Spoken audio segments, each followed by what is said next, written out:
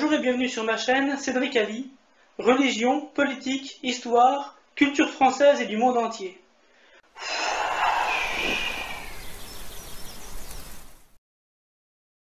Revue de presse de l'UPR, semaine du 23 au 29 juillet 2018. À la une cette semaine, un rapport accablant dénonce l'état des routes de France. L'effondrement d'une partie du viaduc de Gennevilliers sur l'A15 est symptomatique de l'état d'urgence du réseau routier en France, a tweeté la ministre des Transports Elisabeth Borne. Sur les 12 000 km d'autoroutes et de routes nationales non concédées, 17% du réseau présente un état de dégradation plus ou moins important. Et 7% des autres infrastructures, ponts, tunnels, etc., nécessitent des travaux de rénovation. 47% des accidents de la route sont liés à leur mauvais état. La raison de ce désastre, 30% de baisse du budget de maintenance des routes en 7 ans. Il faudrait maintenant que l'État consacre 1 milliard d'euros par an à ces routes jusqu'en 2037. Source, le JDD, 21 juillet. Le premier point qui vient à l'esprit est le manque de ressources budgétaires. Rappelons que l'appartenance de la France à l'Union européenne coûte au bas mot 9 milliards à 10 milliards d'euros par an en coûts directs, car la France est contributrice nette au budget de l'Union européenne. Et un Frexit rapporterait aussi plusieurs dizaines de milliards d'euros de gains indirects, par exemple le coût des directives pour les entreprises. Le second point est un schéma qui se répète. Pour tuer un service public, il suffit de couper le robinet budgétaire et de faire constater à la population combien ce service public fonctionne mal. Par comparaison, la population va donc constater combien le service privé fonctionne bien, les autoroutes concédées dans ce cas, et plébisciter à terme la privatisation complète de ce service public. Généralisation des routes générées par le secteur privé. Bonjour tout le monde. France. Assise du transport aérien, le cadeau du gouvernement à Emirates. La compagnie Emirates va pouvoir augmenter ses fréquences entre Dubaï et la France en récupérant des droits non utilisés de la compagnie Etihad. Il s'agit peut-être de remercier la compagnie pour l'achat récent d'A380. Pourtant, la France se met en porte-à-faux par rapport à des directives européennes interdisant cet octroi et risque des sanctions. Le président du syndicat national des pilotes de ligne, la SNPL, dénonce un manque total de stratégie de la part du gouvernement français. Source SNPL, 20 juillet. D'une pierre, deux mauvais coups. D'une part, ce cadeau ne peut que gêner Air France qui opère sur cette route. D'autre part, comment M. Macron compte-t-il avoir de la crédibilité d'un lieu qu'il défend s'il agit à l'encontre des directives européennes? Eh oui. Le Bon Coin, Blablacar, les revenus des particuliers bientôt taxés. Le texte du gouvernement contre la fraude fiscale, qui arrive à l'Assemblée cette semaine, prévoit de taxer les revenus de particuliers perçus sur les plateformes d'économie collaborative comme Blablacar ou Le Bon Coin. La mesure pénaliserait les faibles revenus et ferait fuir 67% des utilisateurs. Source, le JDD, 22 juillet. Encore une nouvelle mesure qui va toucher directement les Français au portefeuille, sauf bien sûr les plus aisés qui ont peu recours à ces plateformes. Violences sexuelles, les mineurs devront continuer à prouver qu'ils n'étaient pas consentants. Lundi, en commission mixte paritaire, les élus de la République En Marche et les Républicains se sont mis d'accord sur un texte très éloigné de l'ambition initiale de la réforme. Le projet de loi doit à présent faire l'objet d'une nouvelle lecture dans chaque chambre pour pouvoir être adopté. Source, La Croix, 25 juillet. La protection maximale des mineurs contre les violences sexuelles ne devrait-elle pas être une évidence? Croissance, chômage, des chiffres plus mauvais que prévu pour le gouvernement. Croissance ralentie, chômage qui repart à la hausse, le gouvernement d'Édouard Philippe fait face à ses premières difficultés économiques. Source le JDD, 27 juillet.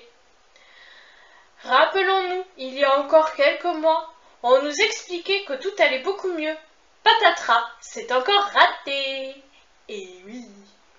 Bien entendu, les vraies explications restent cachées au grand public. Euro trop fort, flot continu de délocalisation, article 63 du TFUE, profusion de directives venant pénaliser les PME, abandon par l'État des secteurs stratégiques, Alstom, EDF. Comment les choses pourraient-elles en être autrement? Le Frexit, vite! Minima sociaux. Le nombre de bénéficiaires grimpe toujours. Au premier trimestre 2018, la prime d'activité, lancée en janvier 2016 pour remplacer le RSA activité et la prime pour l'emploi, a été versée à 2,61 millions de foyers français, soit 4,2% de plus qu'au premier trimestre de l'an passé. Source Le Point, 25 juillet. La France s'appauvrit à vitesse grand V sous le joug de la construction européenne qui protège. Il suffit de regarder la Grèce pour savoir quelle est la direction que prend la France, sans tomber dans le panneau de la propagande médiatique qui voudrait nous faire croire que les armateurs grecs sont responsables de la situation. France, contrôle de masse. Le rapport public qui veut enterrer les pièces et les billets. Dans son rapport remis à Matignon, le Comité d'action publique 2022 propose de mettre fin aux espèces, une manière de lutter contre la fraude fiscale et le grand banditisme, mais aussi de contrôler ce que font les Français de leur argent. Source Valeurs Actuelles, 25 juillet. La volonté de traçage généralisé de toute activité des citoyens français est un motif de préoccupation majeure. Pour l'UPR, la monnaie physique est incontournable, non seulement pour la liberté de payer sans passer par les banques, mais aussi par la symbolique qu'elle représente pour tout un peuple. L'UPR a donc déjà prévu ces nouveaux billets en francs français qui seront introduits à la suite de la sortie de l'euro. À Paris, porte-clés connectés obligatoires pour les élèves d'un collège ou lycée. Un badge Bluetooth impératif au ceinturon de chaque élève. Voilà l'annonce faite par le collège-lycée Rocroi Saint-Vincent de Paul, un établissement catholique parisien. L'initiative est jugée inacceptable par certains élèves, qui sont les principaux concernés, et qui rappellent qu'ils ne sont pas des objets. Source Next Impact, 23 juillet. Des objets, des animaux ou des robots, via la surveillance généralisée, voilà ce que peut devenir une grande partie de l'humanité si nous n'y prenons pas garde. Ce porte-clés Bluetooth peut être vu comme une étape sur le chemin de la puce RFID implantée sous la peau. Encore plus pratique, n'est-ce pas? Pour rappel, une fois au pouvoir, l'UPR souhaite obtenir une interdiction internationale du puçage des êtres humains. Vidéosurveillance excessive. Mise en demeure de l'Institut des techniques informatiques et commerciales, ITIC. La Commission internationale de l'informatique et des libertés, la CNIL, rappelle à l'ITIC qu'elle considère comme excessif tout système de vidéosurveillance qui revient à placer des salariés ou des étudiants sous surveillance constante. Source CNIL, 24 juillet. Il était à un moment question de dépoussiérer la CNIL, en gros de la réduire à quasiment rien. Cet exemple prouve que le gouvernement devrait au contraire tout faire pour la préserver, car elle défend quand même un peu les libertés publiques, même si elle ne le fait que bien mollement. France, affaire Benalla. Appel de François Asselineau aux parlementaires d'opposition pour qu'ils engagent l'article 68 de la Constitution. Même si les chances de destitution du président sont quasi nulles du fait de la composition des assemblées, le lancement de cette procédure parfaitement républicaine est le seul et unique moyen pour faire cesser le climat d'impunité totale et pour rappeler à l'ordre le chef de l'État sur ses responsabilités vis-à-vis du peuple souverain. Seul le lancement de l'article 68 permettra d'enrayer le favoritisme, la corruption et les dérives délictueuses et mafieuses qui salissent l'Élysée et la République. À cet égard, Les motions de censure du gouvernement prochainement présentées par FI et LR sont absurdes puisque l'affaire Benalla ne relève justement pas de la responsabilité du gouvernement. C'est la responsabilité du président de la République qui est ici directement en cause, comme l'a reconnu M. Macron lui-même. Dont acte est donc mise en œuvre nécessaire de l'article 68 de la Constitution. Source UPR, 25 juillet. L'archive de Quotidien qui tombe très mal pour Macron. Un utilisateur de Twitter vient de remettre la main sur l'interview d'Emmanuel Macron, alors candidat à la présidence de la République, pour l'émission Quotidien sur TMC. Le favori des sondages s'était alors engagé avec fermeté pour les sanctions hiérarchiques en cas de violence policière, allant du commissaire au ministre. Source Huffington Post, 21 juillet. Voilà une belle promesse non tenue. L'impunité règne au plus haut sommet de l'État. Manuel Valls vole le secours de Macron. L'ancien Premier ministre, qui lorgne la mairie de Barcelone avec une cuisante défaite à la clé d'après les sondages, juge irresponsable la mise en cause d'Emmanuel Macron. Source Valeurs Actuelles, 24 juillet. Qui se ressemble, s'assemble. Benalla a demandé un badge d'accès à l'Assemblée pour aller à la salle de sport. L'ancien chargé de mission de l'Élysée était doté d'un badge H d'accès à l'Assemblée nationale, le plus haut niveau de ce type de carte. Seuls 2 badges de ce type sont à la disposition de l'Élysée. Source BFM TV, 26 juillet. Sans doute Benalla ne pouvait-il pas se payer l'abonnement à une salle de sport avec son salaire de proche collaborateur du président de la République. Cette excuse a le potentiel pour gagner la palme de la mauvaise foi politique 2018. Il sait que je travaille à la présidence, Benalla contredit Collomb.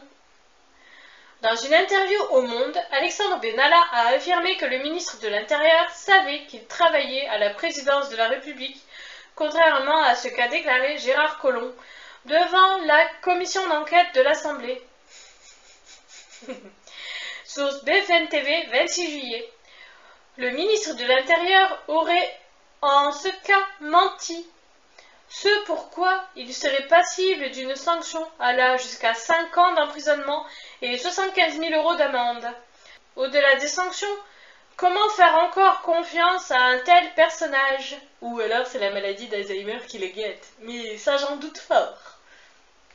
Guillaume Larrivé se retire de la commission d'enquête qui explose en plein vol.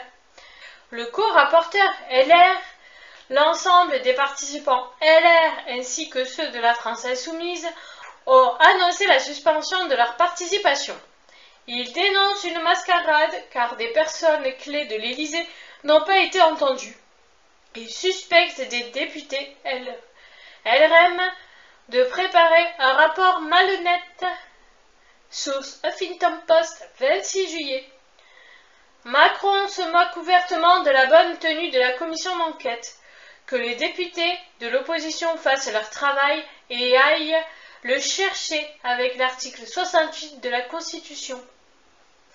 L'affaire Benalla révèle l'existence d'un autre obscur chargé de mission, Ludovic Schucker.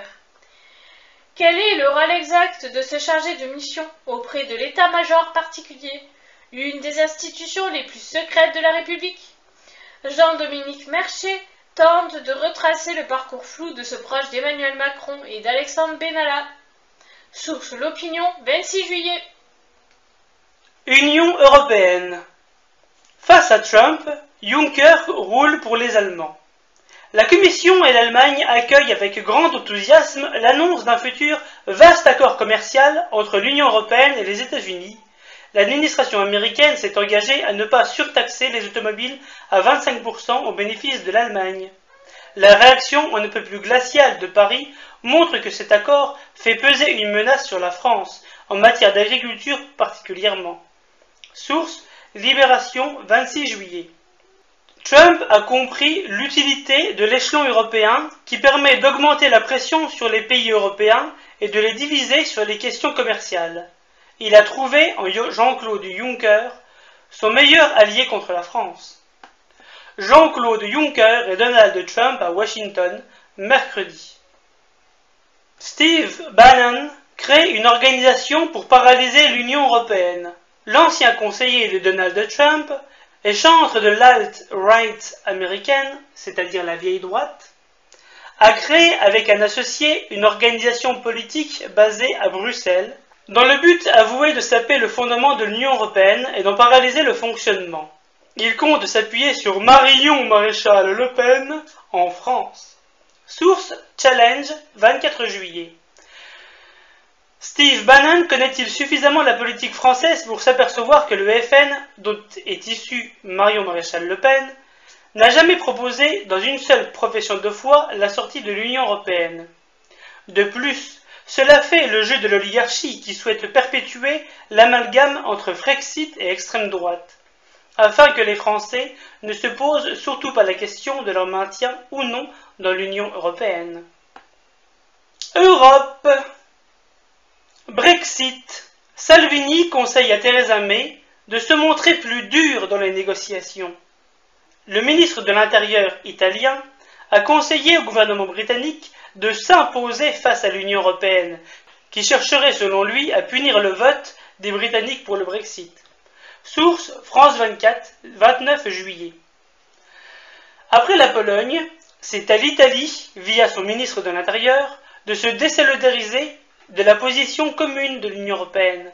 Le front commun face au Brexit n'aura pas tenu longtemps. La Wallonie met en vente ses aéroports de Liège et de Charleroi. Poussée par la Commission européenne, la Wallonie a décidé de réattribuer les licences de gestion des deux aéroports wallons. Le gouvernement espère récolter 75 millions d'euros de la vente des infrastructures aéroportuaires commerciales à Liège et à Charleroi. Le ministre en charge, Jean-Luc Cruc, insiste pour que la région garde une minorité de blocage. Source L'Écho, 23 juillet. En Belgique, comme en France, l'Union européenne pousse à la vente des richesses nationales et à la privatisation des services publics. Londres veut contrôler davantage les investissements étrangers. La Grande-Bretagne envisage de créer de nouveaux pouvoirs pour bloquer ou annuler les prises de contrôle d'investisseurs étrangers, de crainte que les investissements dans certains secteurs sensibles tels que la défense ou les technologies puissent compromettre la sécurité nationale. Source La Tribune, 24 juillet. L'article 63 du traité sur le fonctionnement de l'Union européenne, TFUE, interdit le contrôle des flux de capitaux. Avec le Brexit, le Royaume-Uni s'offre donc les moyens de défendre ses secteurs les plus stratégiques. Armés de bâtons, plus de 700 migrants prennent d'assaut la frontière espagnole à Ceuta. Des centaines de migrants sont parvenus à franchir la double clôture séparant le Maroc de l'enclave espagnole, mais aussi l'Afrique de l'Union européenne. Cet assaut est le plus violent et le plus massif depuis février 2017. Source RT, 26 juillet. Il est quand même étonnant que les grands médias français aient gardé le silence sur cette affaire qui soulève de nombreuses interrogations, à commencer par le fait de savoir si les dirigeants des pays européens ont encore la volonté et les moyens de faire respecter les lois sur l'entrée d'immigrants illégaux sur le territoire des pays qu'ils dirigent. Sommet des BRICS. Afrique du Sud, sommet des BRICS. Le groupe des BRICS, Brésil, Russie, Inde, Chine, Afrique du Sud, s'est réuni pour son 10e sommet depuis sa formation en 2009 dans la plus grande ville d'Afrique du Sud, Johannesburg, du 25 au 28 juillet. Les discussions ont notamment porté sur les innovations technologiques dans tous les secteurs de la 4e révolution industrielle. Source Jeune Afrique, 27 juillet.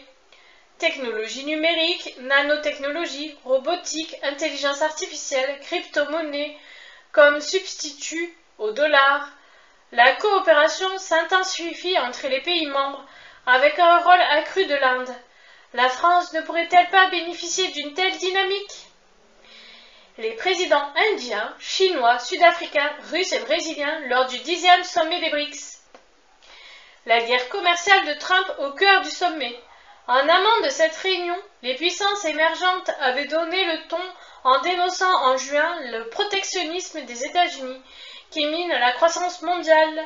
Source Romandie, 24 juillet. Monde. Élection législative au Pakistan. L'ancienne star du cricket Imran Khan, qui a gagné la Coupe du Monde en 1992 en tant que capitaine de l'équipe nationale, vient de remporter les élections législatives de la République islamique du Pakistan. Plus de 220 millions de citoyens le 27 juillet. Avec un parti remportant la majorité non absolue des sièges au Parlement, il devrait être logiquement nommé Premier ministre. Ses principaux adversaires ont tous dénoncé des fraudes. Et les observateurs de l'Union européenne ont émis de sérieuses critiques touchant les modalités de l'élection durant la campagne. Source Le Monde, 27 juillet. Imran Khan, contrairement aux précédents dirigeants pakistanais, n'est pas vraiment issu du sérail de l'élite locale. Dans un pays miné par une corruption et une violence endémiques, il donne à beaucoup l'espoir d'un changement. Mais cet espoir se concrétisera-t-il pour de bon ? Alors que l'armée joue un rôle fondamental, il aura fort à faire pour résoudre le dossier délicat des relations avec les talibans d'Afghanistan et ménager ses liens traditionnels avec la Chine et les États-Unis.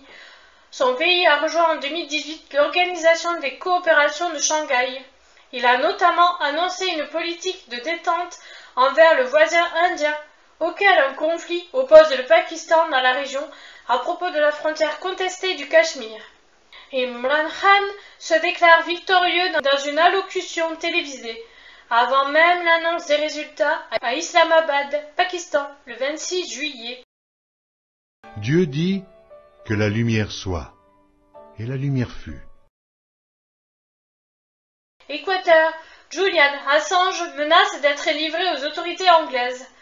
Fondateur de Wikileaks, Julian Assange avait notamment permis de faire connaître les révélations de Chelsea Manning sur les victimes civiles de la guerre de l'OTAN en Irak et en Afghanistan.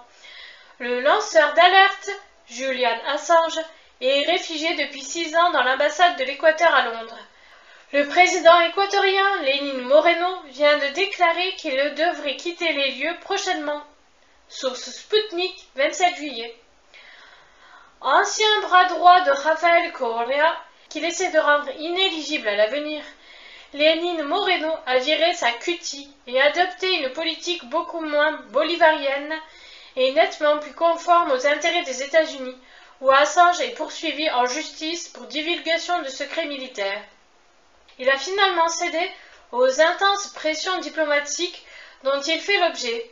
L'UPR, qui travaille à la restauration de la démocratie, a inscrit dans son programme la protection des lanceurs d'alerte, vigile de la liberté contemporaine. L'Alliance du Pacifique et le Mercosur veulent se rapprocher. Les 4 pays de l'Alliance du Pacifique, le Mexique, le Chili, la Colombie et le Pérou, sont convenus de chercher une meilleure intégration avec le Mercosur au milieu des tensions commerciales mondiales. Source Le Point, 25 juin. Les menaces protectionnistes relancent les accords de libre-échange. La France accueillera les membres des casques blancs évacués de Syrie. Alors que l'opération d'évacuation des membres des casques blancs de Syrie prévoit leur réinstallation dans des pays tiers, Paris a décidé de prendre sa part dans l'accueil des casques blancs et de leurs familles, a annoncé lundi le Quai d'Orsay. Le ministère syrien des Affaires étrangères a qualifié l'évacuation des membres de l'ONG Casques Blancs d'opération criminelle et a estimé qu'elle démontre le soutien de ce pays aux terroristes en Syrie. Source Sputnik, 23 juillet. Les casques blancs ont eu pendant la guerre de Syrie un rôle pour le moins trouble, relevant bien plus du montage vidéo servant à la propagande occidentale que de l'aide réelle aux populations. En vertu de quoi la France doit-elle encore accueillir ces Syriens-là? La Russie va renforcer sa marine avec 26 nouveaux navires en 2018, dont 4 bâtiments équipés de missiles de croisière calibre.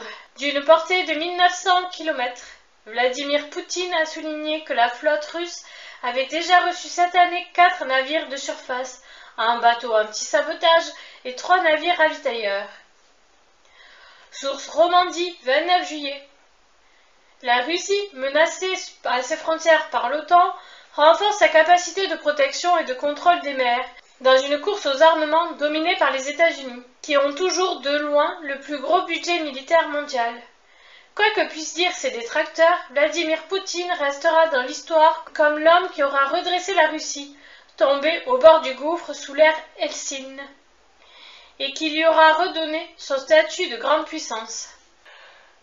Diverses.